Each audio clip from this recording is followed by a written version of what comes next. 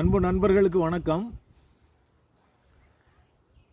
நீர் பற்றாக்குறை என்பது இப்போ எல்லா இடத்துலையும் வந்துருச்சு.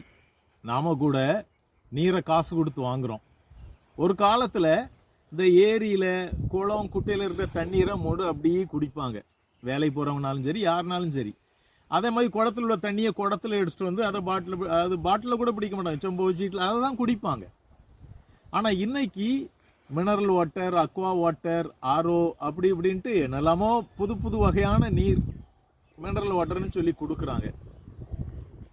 நீர் பற்றாக்குறைக்கு தீர்வுதான் என்ன என்று சொன்னால், உலகம் வெப்பமாகிக்கிட்டே வருது.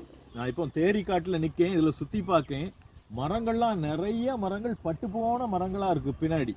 அந்த பனைமரம் எவ்வளோ வெப்பத்தையும் தாங்கும், அதுவே இப்போ கருகி போயிடுச்சு.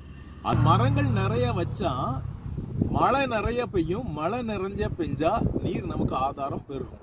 நாம் வரும் சந்ததிக்கு ஒரு பச்சைமயமான ஒளிமயமான எர்த் பூமியை விட்டு செல்வோம். நன்றி, வணக்கம்.